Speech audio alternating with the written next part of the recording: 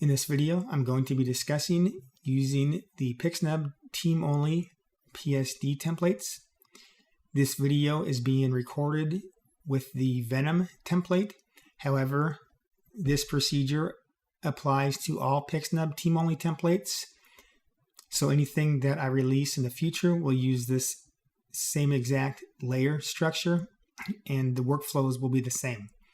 Also, if you've downloaded the Venom template and you don't see the sports photo automation layer setup, you can re-download it because I made an update and a change to how I am distributing team templates. Before I was distributing with only the Easy Team layer, but now it's going to have both the Easy Team layer and the sports photo automation setup because there's two different workflows that you can use.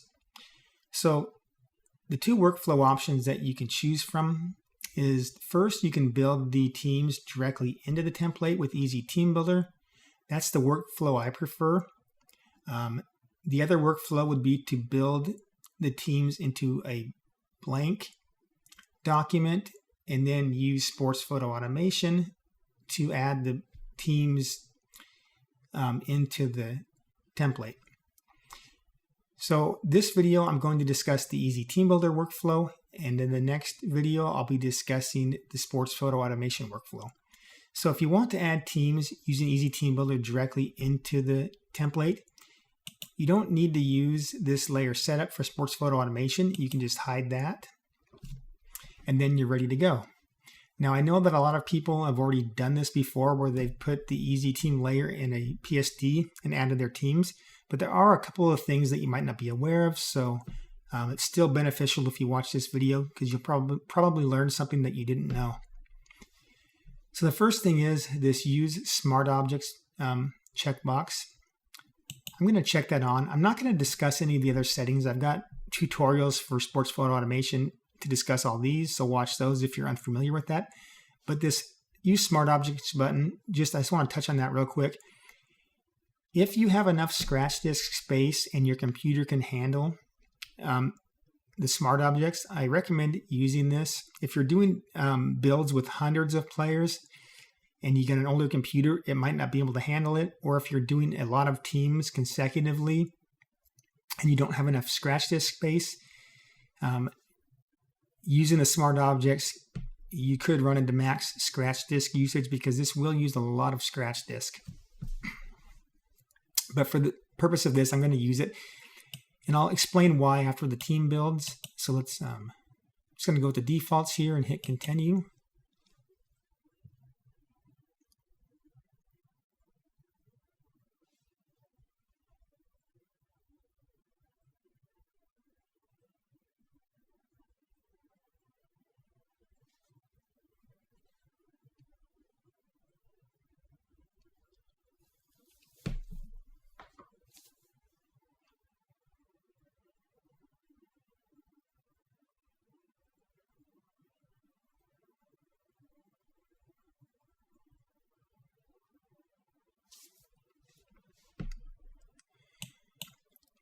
All right, so at this time, you would just move or scale any of the images or the whole team into position. So if you need to move the whole team, you'd grab this Easy Team folder. And then on the Move tool, I also recommend unchecking the Auto Select if you need to move or scale entire rows or the team, or if you want to scale just one player using the Auto Select. With the Auto Select on, wherever you click, it's going to select that layer. However, if you need to move the entire team and it's on, and you click somewhere, then you deselected the entire team. So if you need to move the entire team, uncheck that. Then you can just move or scale this wherever you want. It actually looks pretty good where it's at. But you could, of course, move the entire team or scale the team as you need. And the reason I use this Smart Objects button when I started there was for the case where you would need to scale your team up.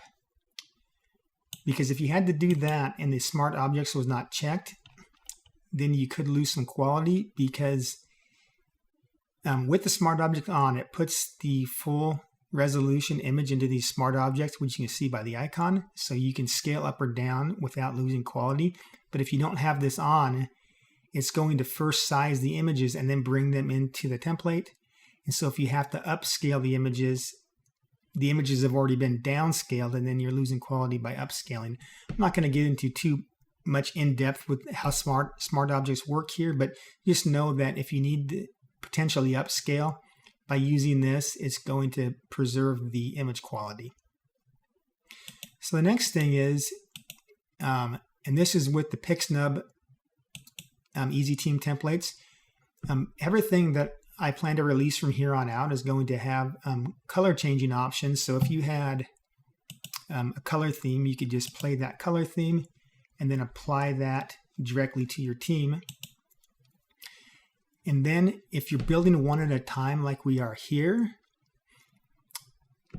if you want to replace the text in this template, you could go to the Sports Photo Automation plugin,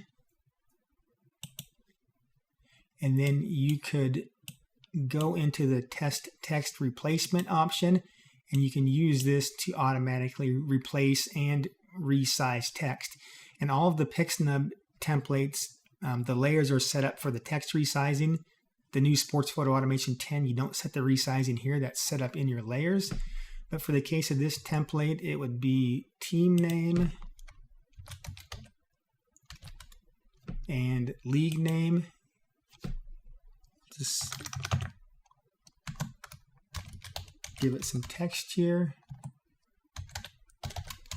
And this template, by the way, is set up with all caps forced, so it really doesn't matter in this particular template if I capitalize things. Some templates it might, but this one doesn't. Okay, and then you would just save this off and then build your next one. But there are a couple of things I want to touch on if you're building a consecutive teams here. Now the first is with the replace text. So you always want to undo that if you're putting another team in and putting more text in. I'll just explain why here. And that is because the resizing is based on the current text size in the document. So now if you're running a batch in Sports Photo Automation and replacing text, you don't have to worry because the template resets each time. But for the case of doing it manually here, let's say you put in, and this text here uses resize maximum for this particular item. So that means it's only going, it's going to resize if it goes above the width of the current text in the document. So let's say we put 2025 only in there and we had to replace this again. And then we went in again and put in longer text. Now you see that we've crammed that text into before where it just said 2025. So if you're going to be replacing text multiple times, make sure you undo that between each time that you replace the text. The other thing I want to go over here is if you plan to build multiple teams into the same document, which a lot of people, for some reason, they like to build one team and then build another team into the same document. So this can cause issues if you do this a specific way. So if you built this team into here and you just hide this and build another team, it will be okay. But if you move this team, a lot of people will move this to the bottom and they leave this team in here. I'm going to show you what's going to happen, then I'll explain why after that. We'll just leave these colors here. We can put the new team colors in there when it builds, but let's go to the Easy Team Builder. Let's pull in the other files.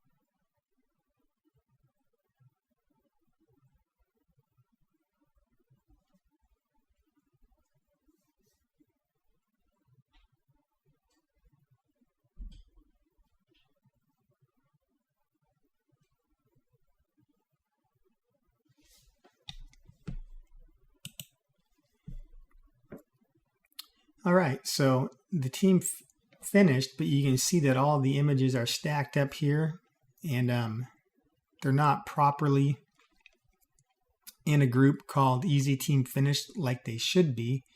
So what actually happened is, since we built another team and there was another team below that, you see we've got another Easy Team Finished inside this Easy Team Finished. Let me pull this one up here so we can actually see this. Okay, when we built the second team, it actually went in and found layers from the first team and moved and rescaled those images, which is not what we wanted, obviously. But what happened was, because you're building another team, you've got redundant layer names. So for example, the first team you built had a row 1 player 1. The next team we tried to build had a row 1 player 1. So Easy Team Builder, it doesn't know which one of those layers to select and move and scale. Photoshop is not that smart. If you tell it to select a layer based on the layer name, and there's multiple layers with that name, it will select the one that's furthest on the bottom. I don't think I can actually undo that here because there was too many steps.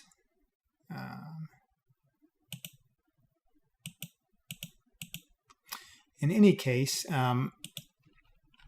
that's what happens if you try to build in two teams and you've already got one in and you move the other one below it.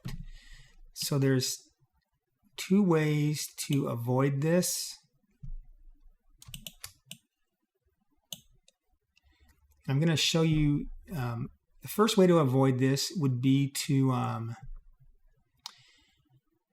on the layer names, instead of having it numerical, if you select layer names, file names, it will name those layers by the file name. So as long as you're not building two teams that have the same file names in them, you're not going to run into that problem. The second way is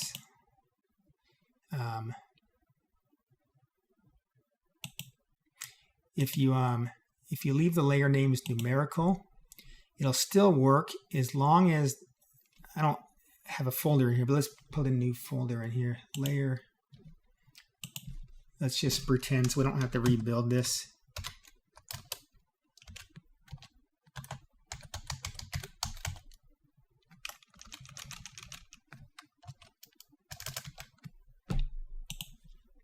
Okay, let's say that you had a, we'll just pretend there's a team in this folder here, and if you wanted to keep that finished team in there, if you hide the layer and leave it above this Easy Team layer, you're not going to run into that issue, even if you have the layer names as numerical.